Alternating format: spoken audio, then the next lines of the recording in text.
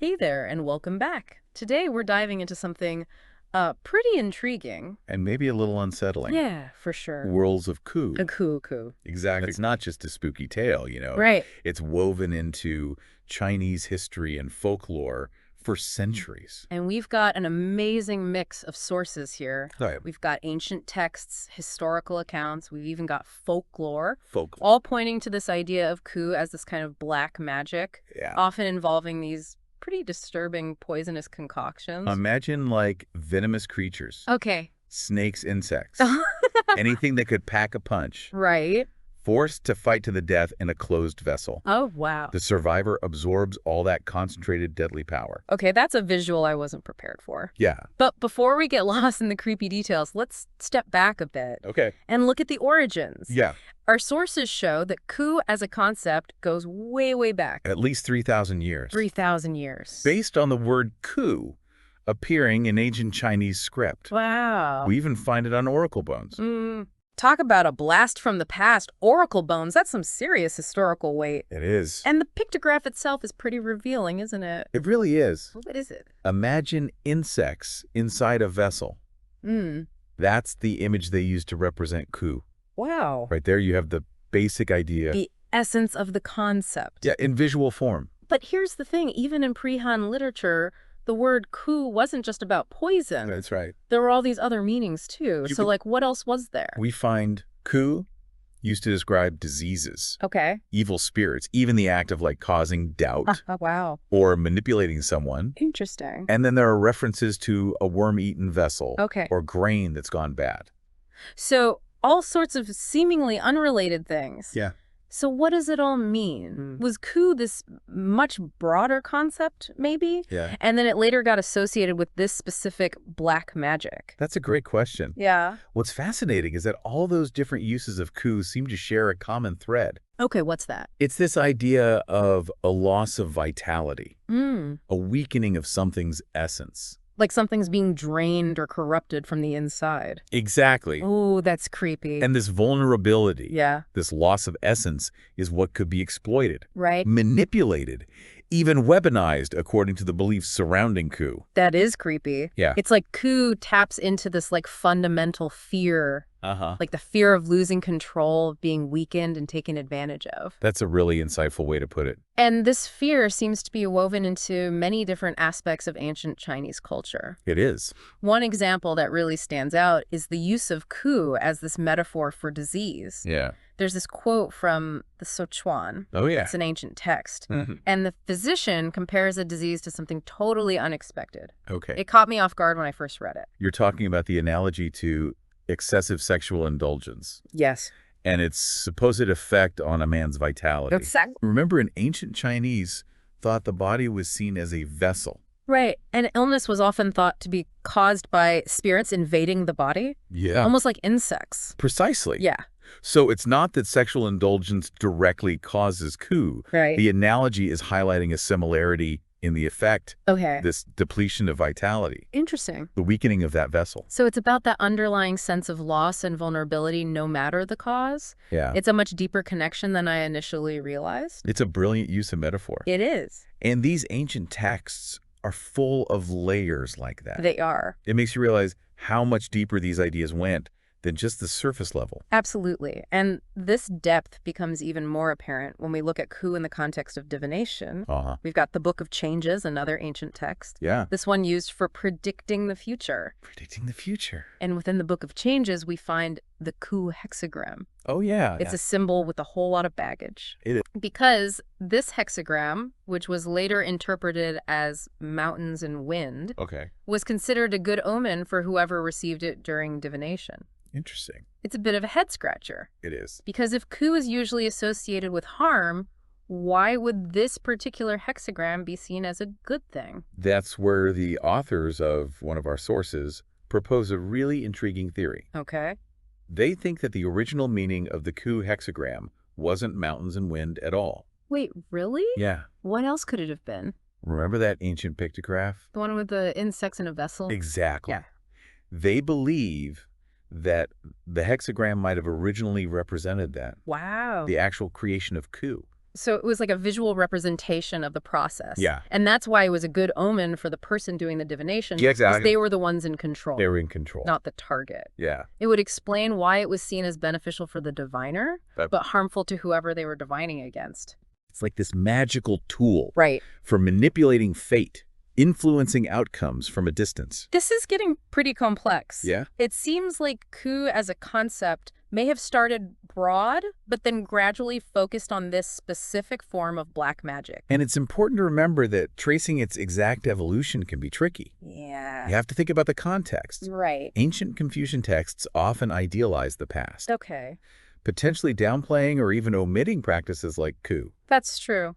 That makes our job a lot more challenging. It does. We're like detectives trying to piece together a puzzle with half the pieces missing. And what makes it even more interesting is that coup, even though it seems to have once been widespread, appears to have been suppressed in those areas, considered more Chinese. Almost like it was pushed out or driven underground. Exactly.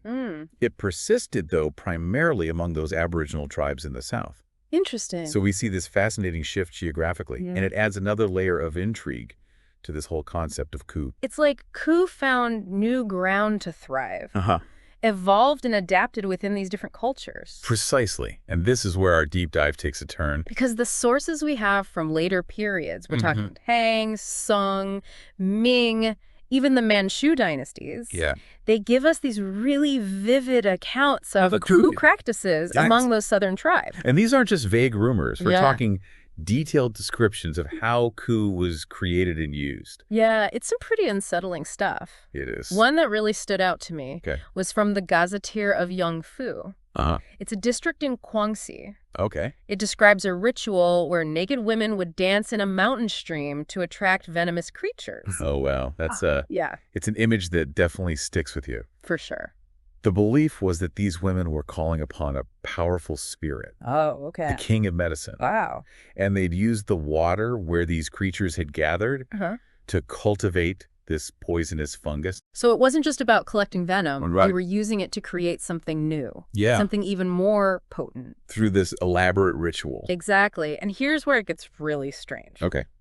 This coup fungus was often used as what they called love medicine. Love medicine. It was a potion you could slip into someone's food or drink. Interesting. Now, wait a minute. We were talking about coup as a weapon. Yes. As a way to cause harm. Right. So how does a love medicine play into this? Well, think of it this way. Okay. This love medicine was believed to become more and more poisonous over time. Oh. It was a slow, insidious poison Wow. with a very deadly effect. So it's like this twisted, manipulative kind of love potion, Exactly. draws someone in and then... The accounts even suggest that the women who practiced this type of coup would themselves become coup after they died. Whoa, that's taking things to a whole other level. It is. It's like this cycle of poison and spiritual transformation, really disturbing stuff. And the fear surrounding coup went even deeper than that. Okay. There were beliefs that coup practitioners could send their spirits out to harm people, Yeah. and even that the ghosts of those killed by coup would become their servants in the afterlife. So it wasn't just physical poisoning. Right. It was spiritual domination as well. Yeah, That's terrifying. it is. No wonder people were so afraid of coup. The sources even recount stories of people who were poisoned Really? and describe the symptoms they experienced. Oh, wow. It's enough to make you think twice before accepting a drink from a stranger. Speaking of strange, our sources describe all sorts of coup variations, They did. each with its own unique twist. There's Chinsan, which translates to golden caterpillar. Golden caterpillar. It was believed to bring riches, but was almost impossible to get rid of. That one plays on those deep-seated human desires. Right. Who doesn't want wealth and prosperity? Yeah. But it highlights the idea that getting what you want through coup comes at a terrible price. And then you have Tiao. Oh, yeah. This one's the stuff of nightmares. It is. This particular coup was said to make the food you ate come alive again inside your body. Imagine that you've finished your meal, Oh, God. and suddenly That's terrifying. it's like this primal fear, this loss of control over your own body. Yeah. Definitely not for the faint of heart. No. And then there are cowhide coup and plowshare coup, Okay. which were said to originate in Burma.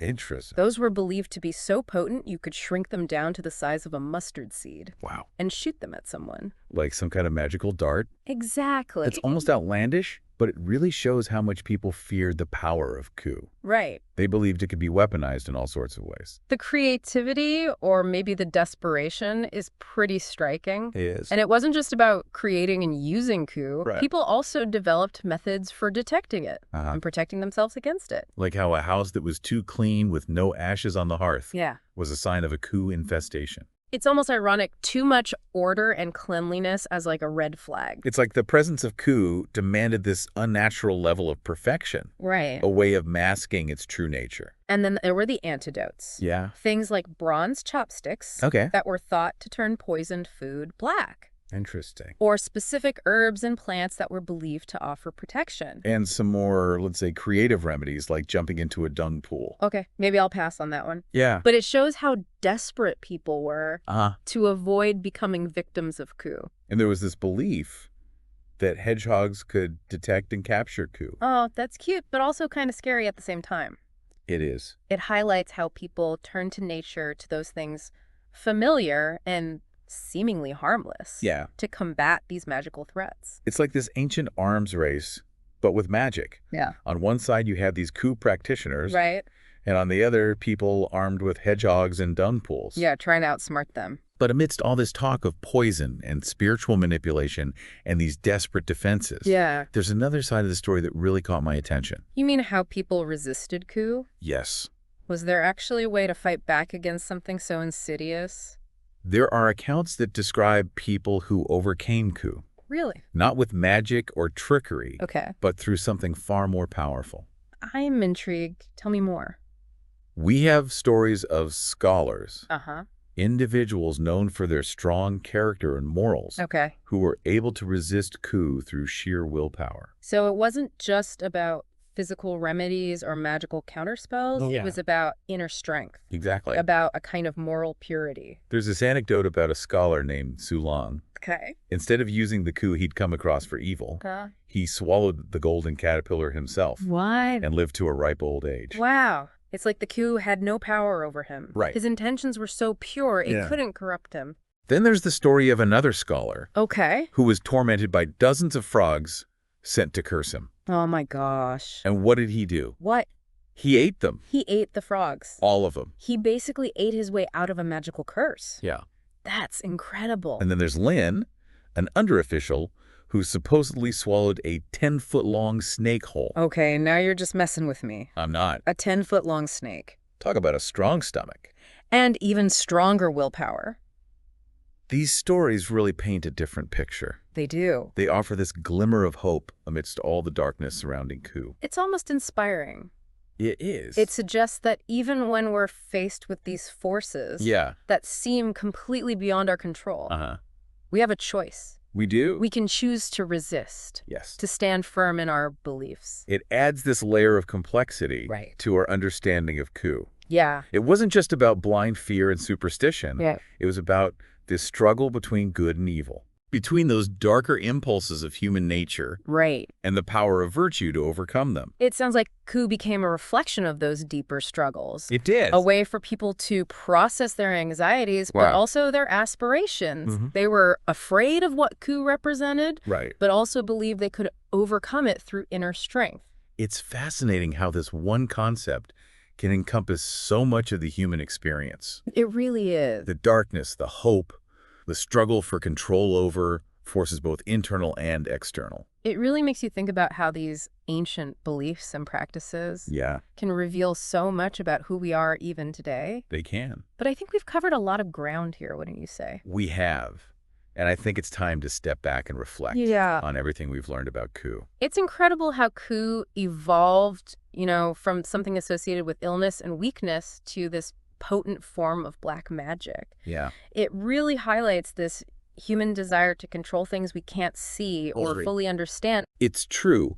This exploration of coup reveals so much about how people throughout history have tried to understand and manipulate the forces that shape their lives. Yeah, it speaks to both our hopes and our fears. It does. And what makes it even more fascinating is the duality we see in the sources. Yeah. On the one hand, there's this yearning for wealth and power that fuels many of the coup practices. Right. But then on the other hand, there's this belief that strong morals, a virtuous character, can actually counteract these darker forces. It's a paradox that highlights the complexity of human nature. Yeah.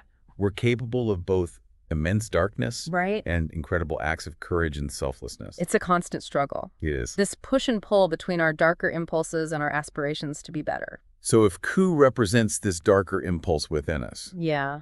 do the stories of those who resist it through sheer strength of character offer a glimmer of hope? That's a great question. What do you think? That's the question I want you to consider. Okay. If coup embodies these insidious threats we face, whether from within ourselves or the outside world, Right. is there something within our own character, our own spirit, Yeah. that can help us overcome them? Are we capable of resisting those temptations, those desires for power and control that can lead us down a dangerous path? It's a powerful concept to contemplate. It is. Thank you for sharing your expertise with us today. You're welcome. And for taking us on this deep dive into the world of coup. It's been my pleasure. To everyone listening, we hope you enjoyed this exploration. We did. And we'll see you next time on The Deep Dive. Bye.